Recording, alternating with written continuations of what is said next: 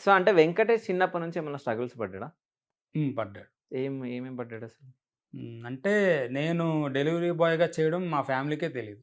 ఓహ్! మా ఫ్రెండ్స్‌కే మా ఊర్లో వాళ్ళకే తెలీదు. హ్మ్. అంటే వీళ్ళు రావడం వల్ల అది అందరికీ తెలిసింది ఈరోజు.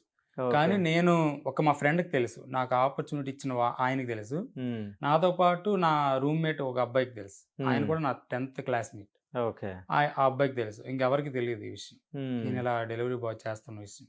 ఓకే. అలా నేనది కాదు వేరే సిస్టమ్ ఆపరేటర్‌గా ఏదని చెప్పేసి ఇంటి దగ్గర కవర్ చేస్తూ అంటే ఇలా చెప్తే మళ్ళీ ఆళ్ళేమనుకుంటారో మళ్ళీ తక్కువ ఫీల్ అవుతారు గదా! జనాలు మనం బావుంటే ఒకలా ఉంటది. ఏదైనా కొంచెం తక్కువలో ఏదైనా చేస్తే ఇంకోలా మాట్లాడతారు చుట్టుపక్కల. అవును. సో, అలా అని చెప్పేసి అలా ఆ మాటలెందుకు మా వోళ్ళు కాయడం మళ్ళీ ఇబ్బంది పడతారని చెప్పేసి నేను చెప్పలా. హ్మ్. ఈ ఆడిషన్ అయిపోయిన తర్వాత వాళ్ళు వచ్చాక ఆ రోజు తెలిసింది. అమ్మ వాళ్ళు బాగా ఫీల్ అయ్యారప్పుడు. హ్మ్. ఆహ్, ఎంత పని చేసావో మాకు తెలియకుండా. హ్మ్. సో, అంటే డెలివరీ బాయ్‌గా చేయడం గూడా చాలా కష్టం. అంటే లేట్ డెలివరీ ఇయ్యడం గాని, ఏదైనా జేసినా అది తిడతారు నాకు బాగా చాలామంది. తెలుసు. సో, అట్లాంటియేమన్నా జరిగినాయా? అంటే, అంటే నేనెప్పుడు ఫస్ట్ ఆఫ్ ఆల్ టైం కరెక్ట్‌గా నేను ముందే వెళ్ళిపోయేవాడిననమాట. హ్మ్. నాకలా డిలే చేయడం, టైమ్‌ని అనవసరంగా వృధా చేయడం ఇష్టం ఉండదు. ఓకే. చెప్పిన టైంకి కరెక్ట్‌గా ఎళ్లి ఇచ్చేసేవాడిని. హ్మ్. ఒక్కొక్కసారి వర్షం పడేటప్పుడు, అలాంటి టైమప్పుడు వాళ్ళు కూడా కొంచెం పర్వాలేదులే అని చెప్పేసి కాల్ చేసేవారు. హ్మ్. వర్షం పడేటప్పుడు కొంచెం లేట్ అయ్యేది. అవును. అలాంటి టైంలో నాకు మైనస్‌గా ఎవరు కస్టమర్స్ తగలలా. ఓకే. అందరూ పాజిటివ్‌గానే ఉండేవారు. అంటే ఇప్పుడు నువ్వు డిగ్రీ చదివిన నువ్వు, అంటే ఒక బాధుంటది. అంటే డిగ్రీ చదివిన నేను డెలివరీ బాయ్‌గా చేయడం ఏంది అనేది. అవును. అట్లాంటివి ఎప్పుడన్నా అనుకున్నావా? అంటే అమ్మా, నాన్న కష్టపడ్డారు తప్ప నన్నెప్పుడు కష్టపెట్టలే. హ్మ్. నేనెప్పుడు కష్టపడలే. హ్మ్. కానీ వాళ్ళకి తెలియకుండా ఇక్కడికొచ్చి ఆ ఫుడ్ డెలివరీ చేసేటప్పుడు ఒక 2, 3 టైమ్స్ మాత్రం ఏడ్చా.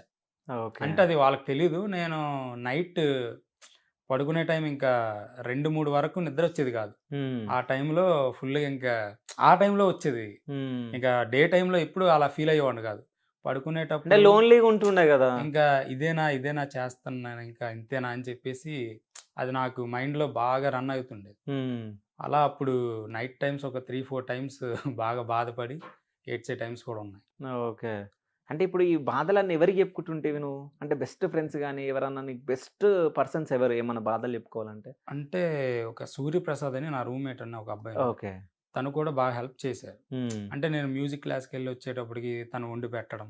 హ్మ్. అలా అలా సపోర్ట్ చేయగలిగాడు. ఓకే. అలాగే నా బెస్ట్ ఫ్రెండ్ వచ్చేసి నాగేష్ అని హ్మ్. ఒక అబ్బాయి ఉంటాడు. వాడు ఇలా ఆడిషన్‌కెళ్తున్నాను ప్రెజెంట్ మనీ లేదని చెప్తే వాడు పంపించేవాడు. ఓకే. అలాగే చాలామంది ఫ్రెండ్స్ అప్పుడప్పుడు అంటే ఆడిషన్స్ టైమ్‌కి నా దగ్గర డబ్బులుండేవి కాదు. అదేంటో నాకర్థం కాదు. హ్మ్. ముందు వరకు అంత ఇంత ఎప్పుడో ఒకప్పుడు ఉండేవి. హ్మ్. కానీ కరెక్ట్‌గా ఆడిషన్స్ ఏసే టైంకి మాత్రం నా దగ్గర డబ్బులుండేవి కావు. ఓకే. అప్పుడు కొంతమంది ఫ్రెండ్స్ మాత్రం హెల్ప్ చేశారు. హ్మ్.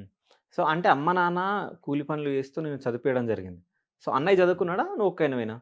నేను చదువుకున్నా. అన్నయ్య కూడా 10థ్ వరకు చదివాడు. ఓకే. ఇప్పుడు నిన్ను చదివిపియడానికి వాళ్ళు ఎన్నో కష్టాలు పడొచ్చు. పడ్డాడు. అంటే ఎప్పుడన్నా కాలేజ్ ఫీజ్ కట్టడానికి గాని, ఏదన్నా అవును. డబ్బులు లేని సిట్యుయేషన్స్ ఏమన్నా ఎదుర్కొన్నారా?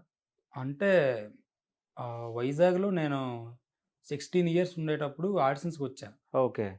అప్పుడు మా అమ్మగారికి ఇలాగ అడిగాను నేను. అమ్మ ఇలాగ ఆడిషన్స్ పడుతున్నాయి. నేను వైజాగ్ ఎళ్ళొస్తాను. డబ్బులివ్వు అని.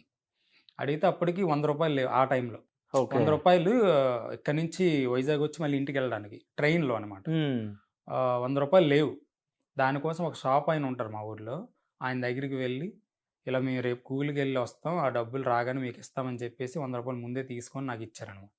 ఓకే. ఆ టైం కూడా ఉంది. హ్మ్. అలా అప్పటినుంచి అమ్మ నాకు సపోర్ట్. ఓకే. ఇంకెక్కడికెళ్ళినా ఏం చేసినా ఆవిడ నాకు ఫుల్ సపోర్ట్ చేస్తుండేది. హ్మ్. ఆవిడ వల్ల నేను ఇక్కడి వరకు రాగలిగాను కూడా. ఓకే. లేకపోతే కష్టమయ్యేది. అయితే 'సూపర్ సింగర్‌లో' నిన్ను చూసిన తర్వాత మీ శ్రీకాకుళం ప్రజలేమనుకున్నారు? అంటే చాలామంది షాకయ్యారు ఫస్ట్.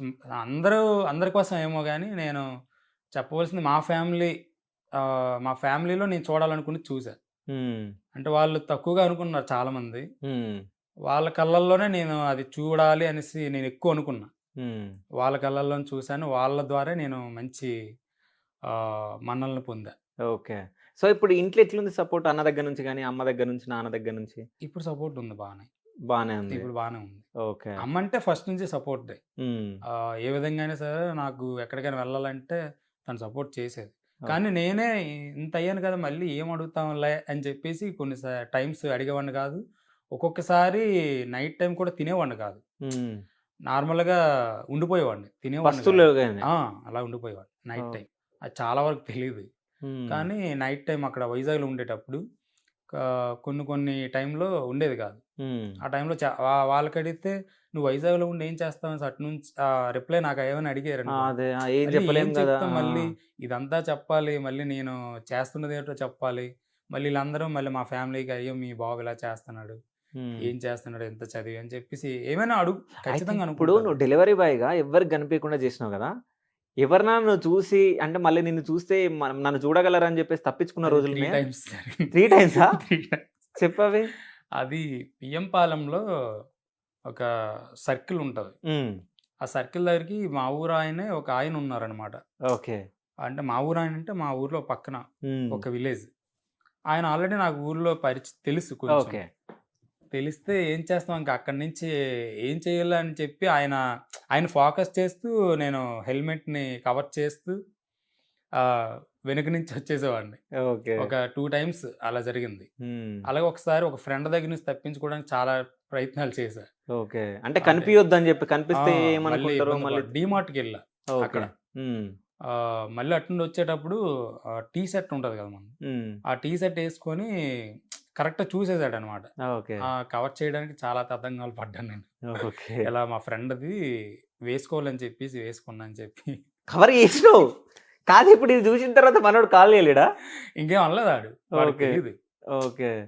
ఇక్కడ ఆడు బానే ఉంటాడు. ఆడికి అంటే నా ఫస్ట్ ఆఫ్ ఆల్ నా ఫేస్ చూస్తే అలా అనిపించదు. ఇన్నోసెంట్‌గా ఉన్నావుగా. అలా అనిపించదు. ఆ! నేను కొంచెం చెప్తే కొంచెం నమ్మేస్తారు ఈజీగా. ఓకే. అలానే వాడు కూడా నమ్మేసాడు ఆ రోజు. ఓకే. ఇగ అతనే నమ్మిస్తావిగ అంతేనా?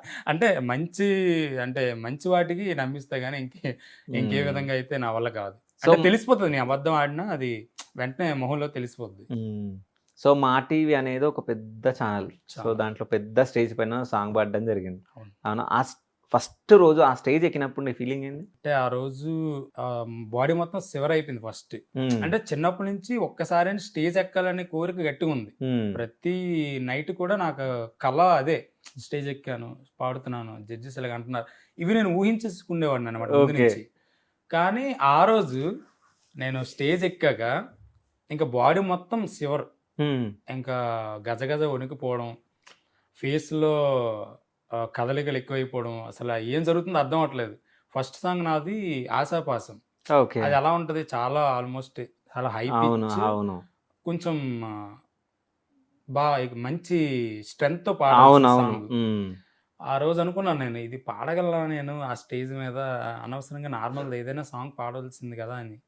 కానీ లేదు నేను ఎక్కడి నుంచి వచ్చానో హ్మ్. అదంతా ఈ సాంగ్‌లో చూపించాలి అని అది చెప్పేసి నీకు కనెక్ట్ గూడా అవుతది. కనెక్ట్ ఆ! అవుతుందని చెప్పి ఈ సాంగ్‌లోనే చూపించాలని చెప్పేసి నాకు శివన్న ఆ సాంగ్‌ని ఇచ్చారనమాట. ఓకే. మా మెంటర్ శివన్న అని. ఓకే. ఆయన ఇచ్చి నాకు నేర్పించారు ఆ సాంగ్‌ని. ఈ విధంగా హ్మ్. పాడాలి, ఈ విధంగా అని. అదలా పాడా. ఒక్కసారి ఆ సాంగ్ పాడు. సిగ్గుముల్లు గప్పి రంగులీనుతున్న లోకమంటే పెద్ద నాటకమే తెలియకనే సాగే కథనం. నీవు పెట్టుకున్న నమ్మకాలు అన్ని పక్కదారి పట్టిపోతుంటే కంచికి నీ కదలే దూరం. నీ సేతుల్లో ఉంది సేతల్లో చూపించి ఎదురేగి సాగాలిగా. రేపేటవునో తేలాలంటే నీ ఉనికి ఉండాలిగా. ఓ అటు పోటు గుండె మాటుల్లోనా సాగేనా ఆశాపాసం బందీ చేసేలే సాగే కాలం ఆడే ఆటేలే తీరం సేరేలోగానే ఏ తీరంనో. సూపర్ అసలు. ఇప్పుడు ఆపరేషన్ లేకుండానే మోకాళ్లకు ప్లాస్మా ట్రీట్మెంట్. మీ ఆర్థోపెడిక్ సమస్యలన్నిటికీ రోబోటిక్ టెక్నాలజీ ద్వారా తక్కువ ఖర్చుతో శాశ్వత పరిష్కారం. Free consultation. ప్రతి ట్రీట్మెంట్ పై 20% డిస్కౌంట్. ఈ ఆఫర్ కొద్ది రోజులు మాత్రమే. త్వరపడండి. V9 hospitals 9281465842.